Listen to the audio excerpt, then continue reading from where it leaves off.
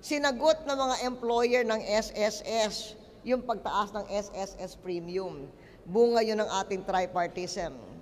At ngayon naman, dahil nagkaroon naman ng global economic crisis, nagpanukala yung mga manggagawa ng amnestiya sa SSS at Pag-ibig.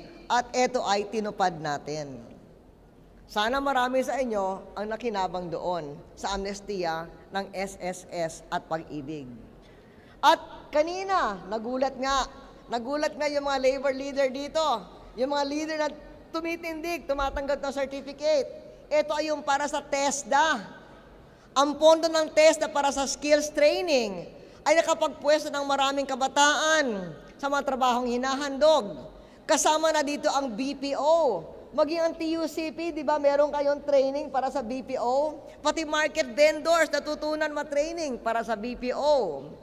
Dito sa sistema ng TESDA, pati scholarships sa mga private training institutions, sa ating administrasyon, lumampas na sa 11 million ang mga graduates sa iba't ibang skills and livelihood training. Dumami ang mga trabaho matataas ang sweldo, gaya nga ng BPO, IT, at iba pa. At kahit na sa mga karaniwang manggagawa, bagamat marami pa ang hamon, halos taon-taon nakapagtaas ng sweldo. At dito sa inyong hiling na dapat magtaas muli ng sweldo, ay merong ongoing talks, di ba, sa tripartite. Kaya sinasabi ko kay Secretary Nitoy Roque, na isang career labor official, Nitoy, siguro gawin mo ang paraan kung paano mas mapapabilis itong ating tripartite na pag-uusap tungkol sa minimum wage. Gusto ko lang rin maabot sa kaalaman ninyo, pabor sa ating manggagawa ng minimum wage ngayon kumpara sa ibang bansa sa rehiyon. Ang buwanang pasahod dito ay depende sa rehiyon, $148 hanggang $256. Ito ay mas mataas kaysa sa mga minimum wage ng Vietnam, China, Indonesia at Thailand. Kung tutuusin nyo, Thailand, Indonesia at China, mas mayaman kaysa sa atin. Pero mas mataas ang ating sweldo. At nagpapareho na rin ang ating sweldo sa Malaysia, na di hamak rin, mas mayaman kaysa sa atin. Ganun pa man, gusto natin na gaya ng sabi ni Brother Vic, maramdaman ang manggagawa na nakikinabang siya sa kaunlaran, kaya bilisan natin ang pag-uusap ng wage increase. Pero isa rin na sana maunawaan, kung maalala natin, nananatiling mababa ang ating inflation sa loob ng ating administrasyon. Kaya mas angat ang kalagayan ng ating manggagawa kaysa dun sa mga karating nating bansa na nagdudusa ng mataas na inflation. At peresa naman sa manggagawa ng gobyerno, SP, di ba, pinatupad natin ang Salary Standardization Law. At napakataas na ilang beses nang tumaas at tataas pa rin.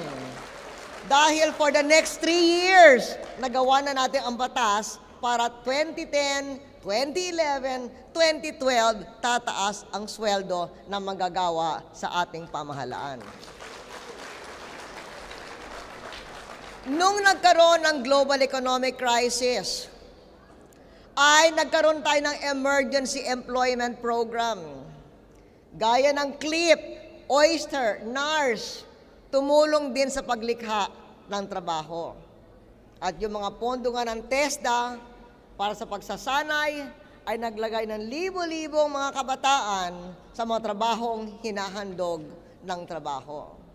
Linagay nito ang mahihirap at maraming kabataan sa higit na bentahang kalagayan, punuin ang mga trabahong naghahanap ng manggagawa. At nung nakikita natin na may darating na krisis, nung panahon ang tumataas ang presyo ng pagkain, noong 2008, naisabatas natin ang tax relief package of 2008. na huwag nang pabayarin ng income tax ang minimum wage earners at iba bang parehong kita. Kaya ngayon, pag minimum wage ang inyong binabayaran, hindi na kayo babayad ng income tax. So yun din ay inyo ng income, pandagdag sa inyong kita. Meron ding batas na nagpapalakas ng karapatan ng mga manggagawang mag-organisa ng sarili. At yung Magna Carta ng kababaihan na hinahangad tiyakin ang pagkamatay ng mga babae at lalaki. At ang batas na humahangad na mawala na ang pinakamalupit na trabaho ng mga bata. At meron din tayo nagawang batas na kontra sa trafficking ng kababaihan at bata. At yung Migrant Workers Act, dinagdagan ng proteksyon at serbisyo sa mga OFW. Doon naman sa ating kasunduan sa ibang bansa, pinagtibay natin ang tatlong importanteng kasunduan ng ILO tungkol sa pilit na trabaho at dalawang kasunduan tungkol sa mga migrante. Kaya sa lansangan ng pagpapatupad ng ILO conventions, ang Pilipinas ay kabilang sa mga leader ng Asia at Pacific. Ang ating mga patakaran ay binigyan ng kapangyarihan ang pagkakatawan ng uring manggagawa sa iba't ibang mga ahensya ng pamahalaan. Halimbawa nga yung SSS at iba pang antas ng mekanismo at proseso ng paggawa ng desisyon. Yung NLRC, tripartite din yun. Yung binabanggit, merong malalim na ginamit na salita si Brother Vic, hindi ko na nailala yung ano ba yung salitang yon. Pero tinanong ko anong ibig sabihin nun. Ang sabi niya, yung magandang ginawa nyo ni Secretary Roque, nasasapawan nung labor injustice. At pinag-usapan natin, anong ibig sabihin nun, sabi ni Alan, yung NLRC. Kasi ang dami-daming layers. Kaya matagal na matagal ang proseso. Pero sabi ni Nitoy Roque, sa ngayon at naka-appoint tayo ng 46 na labor arbiters, mas bumibilis na ngayon ang proseso. Kaya inaasahan natin na yung sumasapaw sa ating mga nagawa na labor injustice, ayun din ay matutugunan na ngayon sa NLRC system. Totoo na marami pa ring hamon para sa katurungan, para sa manggagawa. At kailan lang nagtayo tayo ng tripartite high-level monitoring body upang tingnan ang mga mahihirap na kaso ng unyon at manggagawa. Ito ang halimbawa sa katotohanang sinabi ko kanina, mas pinalakas na ngayon ang tripartism. Kaya ang 37 quarters nating walang pagtid na paglago ng ekonomiya ay bunga ng ating mga reforma, hindi lamang sa ekonomiya kundi rin sa mga manggagawa at bunga na rin ng inyong malasakit. Nagmula sa pawis ng manggagawa ang natamasa nating pag-angat. Pinasasalamatan kayo sa inyong mahalagang kontribusyon upang mapananatili rin sa mahabang panahon ang industrial peace.